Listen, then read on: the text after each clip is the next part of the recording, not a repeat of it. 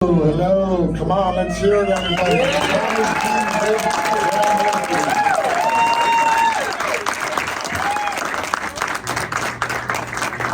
I want to congratulate the both of you.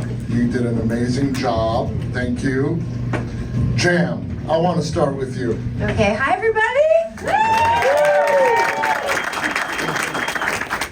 Laura, now, man, she is a complicated character. What did you think of her when you first read the script? Well, the script changed a lot, actually, as we were working on it. I thought she was a lot of fun. You know, we were in the middle of COVID when I first got it, and we shot it right out of COVID. Literally got our vaccines, and 2.5 weeks later, we were on set. So I had a lot of fun with her, and I had a blast shooting. We had the best time making this movie. Now, Tom, when you were writing the script and creating these characters, I mean, this is just something very unique in regards to Nick's perspective. Staying with Nick's perspective, what do you think he really wants? Is the ending, does he discover something about himself? What are your thoughts? You know, first of all, thank you all for coming. I really appreciate it. I'm very grateful to have an audience watch my work. It's my first film, and I had a lot of help from, I had 3 great producers, Steve Conca, Vinny Petrosini, and Alyssa Rabinowitz, that looked out for me, and I just want to get that out. And of course, Tony Daniels with the music, who's just a brilliant guy. And what is Nick's perspective? And I don't know, I thought I wanted to write something, except for, porn movies. I've never seen a movie where, you always see movies where the guy wants to have an affair with a younger woman. That's like, sort of cliche, midlife crisis, younger woman. What would happen if I twisted it and made it that, he wanted her to do it? To vicariously live through her experience of reawakening, so to speak.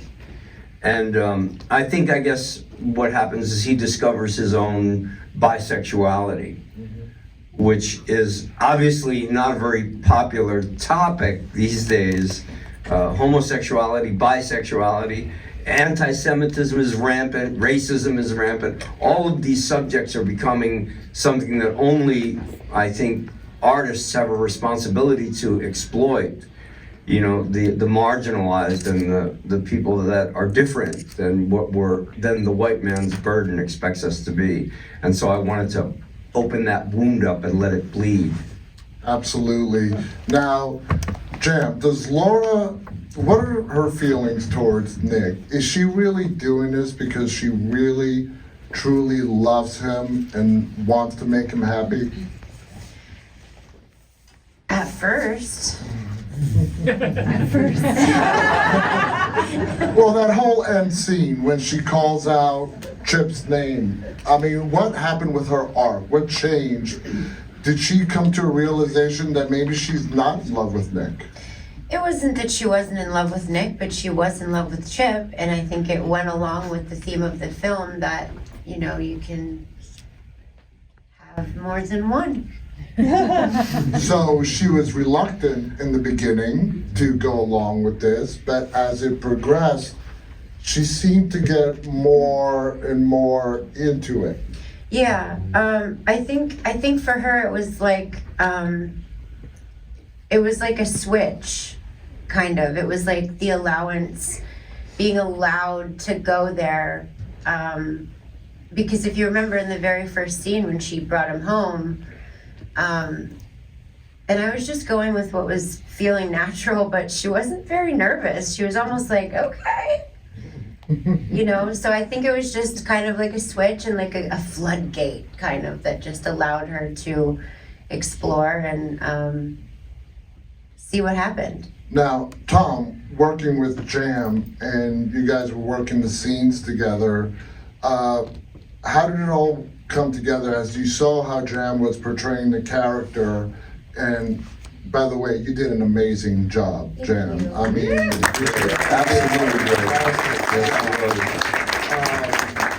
I mean, were you just so impressed on her input on the character, and you just set her free to do as much, bring her own spirit into Laura as possible? Well, those of you that don't know, I've been in, this is like my 5th decade around movies and plays, and so I've watched a lot of great directors work, John Carpenter, Norman Jewison, great directors, and I've learned from them, or I hope I had learned from them, how to create an atmosphere to make my actors comfortable. And one of the things that's amazing, aside from whoever's cell phone is going off, is the fact that at the end of the movie, when he says, "I love you, Laura," sorry to disturb you. What was supposed to happen, I mean, the original script was, he says, "I love you, Laura," and she says, "I love you too, Nick," and that's the end of the movie. But when we were rehearsing, Jamie said, "What if I say, 'I love you too, Chip'?" And, I was gonna let him have credit, but thank you. But I think a smart director listens to his actors and knows when they're right, which is what I tried to do with them all the way through. And you just know in your gut when they're right, and you follow them. Because actors, sometimes we can be temperamental and sometimes we can be difficult, but oftentimes we can be more insightful because they know more about the character than the director does, or even the writer by the end of the process. And to me, that just encapsulated the whole thing, the way she came up with that ending, and I was just like, shoot it, that's it, that was the thing. And what was she like to work with? She was a dream, she was just so much fun. She was like, there she is in her bra and high heels, and she's like, "Let's make a movie, boy." It took all of that. We've become so politically correct. I'm afraid we're all going to turn into robots pretty soon, And Jamie is she's just an amazing woman and a wonderful actress and an intuitive actress. And we would have intimate conversations. And it would end up in the script. That would end up in the script, right? But I just felt so honored to get lucky enough to have someone like her play that central role, because it was a difficult part to cast. Absolutely. And if anybody has any questions, please raise your hands. Now, Jam, working with Tom, and like he said, 5 decades of acting under his belt, would you definitely call him an actor's director? Yeah, I have to say, it's obviously heavy with sexual content, and there was a couple times that I was like, I'm not really comfortable saying that, and without a question, he cut it and he said that was fine, and so he made me feel comfortable. Not that I always needed it, but he's like, made sure there was a robe at every time we were done with a scene. He made sure that I felt taken care of, and I did, and my dog was taken care of. He was 4 houses down, and developed this thing where he had to eat every 4.5 hours, and Tom made sure that he was fed every 4.5 hours by someone. So I was all in the game, as long as that was taken care of, and he made sure it was, so yeah. And describe the experience as being one of your first leading roles. You're carrying, a lot of you and Nick are carrying this film. What was that experience like? Like I said, I had an absolute blast. We were locked down for 2.5 years almost, and came, literally right into this. So I just wanted to do a good job. I was so grateful for him trusting me.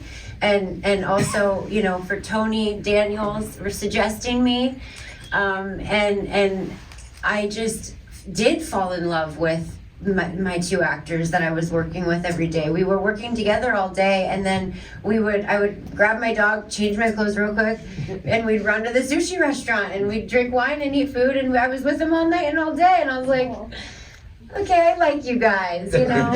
So I just can't say enough how much fun I had, and I really enjoyed the process. It made me really fall in love with making movies, and it's just very gratifying and rewarding. Tom, this being your first film directing, what did you come away with that for 50 years before working in this industry you just did not know?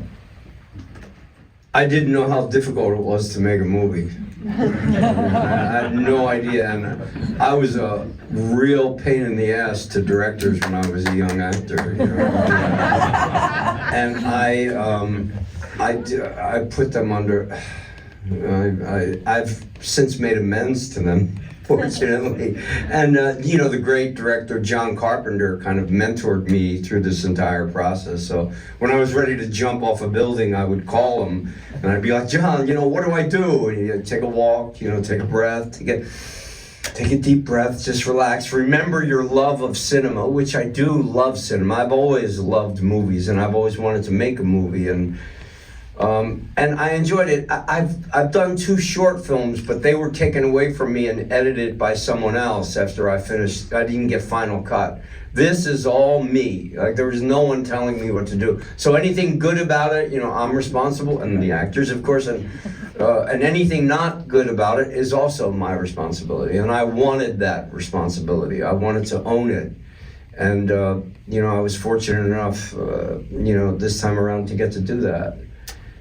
Absolutely. And I, watching this film, could not tell this was your first directing gig. You did an amazing job. Thank you. I have interviewed a lot of people, and I've heard this said over and over again, 70 to 80% of directing is casting. Yep. And, you know, Jamie, would you back that up, that once he casted you, he sort of let you do your thing, and the input you wanted, he listened, accepted it, and went along with it? yeah, I think that's why I was able to feel so confident in such a role, was because he made me feel like I was doing everything right, even when I'm sure I wasn't. But he gave me the confidence to feel like I was, you know, had my own agency over this character, and I could just make the decisions, and you know, he guided me for sure, and would come jump in and whisper in my ear at one point, and just, you know, get so athletic about it. But yeah, he really made me feel like I could own it. So thank you. Now, in regards to Chip's character, Tom, what does he represent in Laura and Nick's relationship? Okay, so, you know, during the pandemic, there was a lot of time to oneself, and I heard a program on NPR about orphans. And now, excuse me, 90% of orphans that don't get adopted by parents end up in prison. And they interviewed a number of these kids because nobody wanted them. And so they go back to the streets, they go back to stealing, and they go back to what they have learned. And I thought that's where the movie started for me, was I wanted to key into that kind of a character and see if I could find him.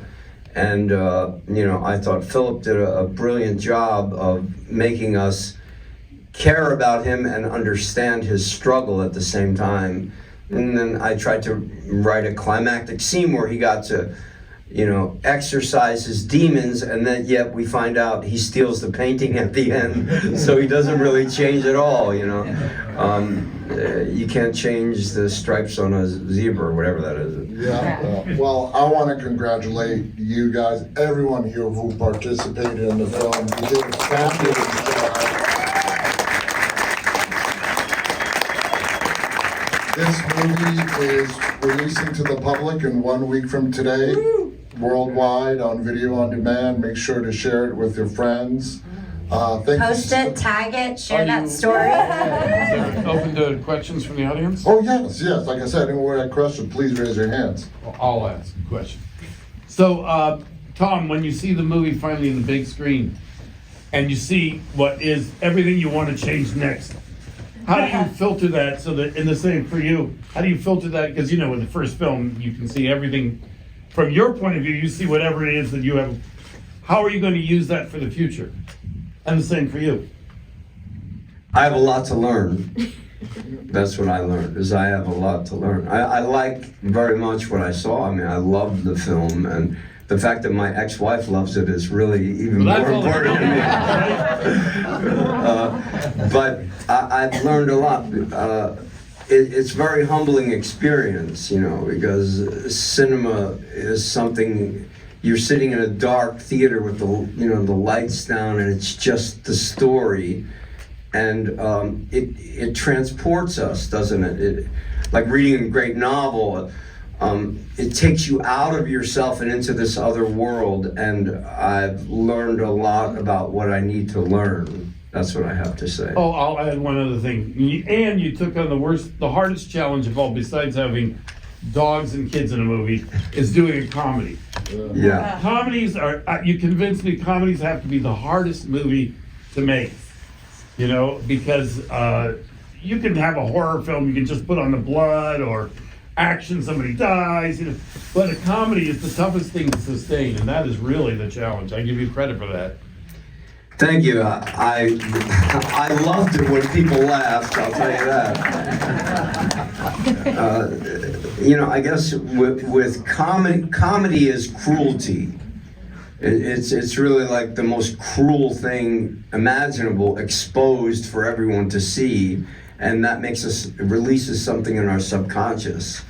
And so I just kept digging and digging into I'm not like a witty, Neil Simon type writer. I don't even think of myself as a writer. I write to tell the truth in a story. And I hate to say it, I'm an artist, so I just keep going after it until my hunger is satisfied. Now, Jim, how about you? How did you deal with the comedy aspect of the film? It was interesting because I really got into the reality of it, and relied on the writing to do the funny stuff. But I did learn so much making this, and I did learn. You guys not to worry too much about where the laughs will be, is just kind of play it real, but.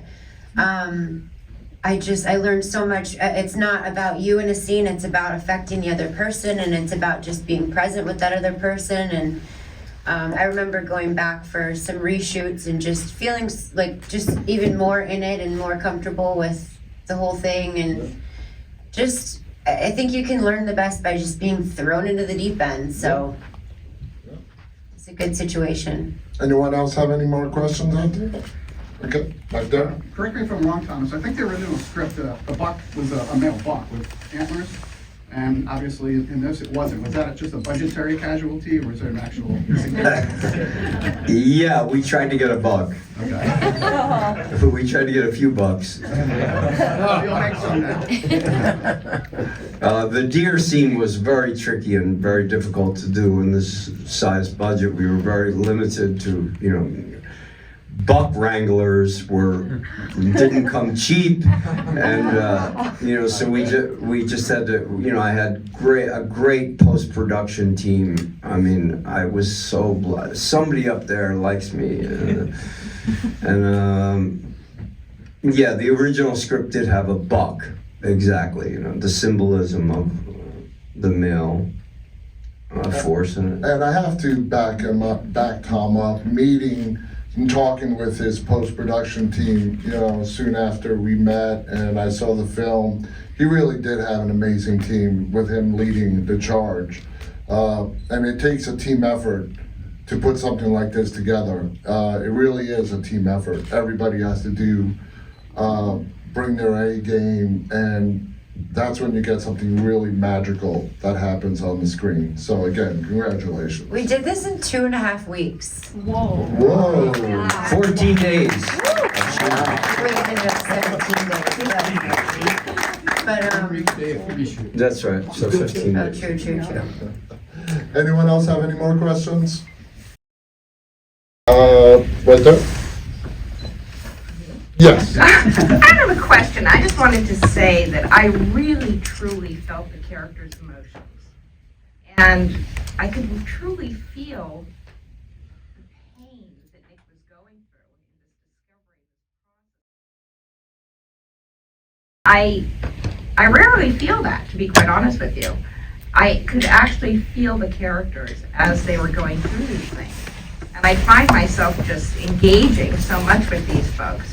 And I just wanted to commend you for that, because that's hard to get. I think it's really hard to get when people really deeply feel a character's emotion. Thank you so much for saying that.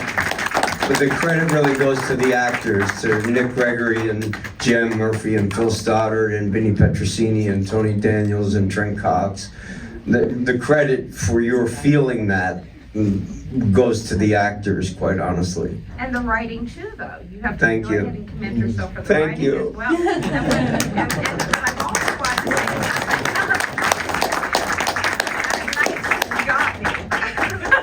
that was a great knife scene. Yeah. The knife? Oh my God, you got me, Tom.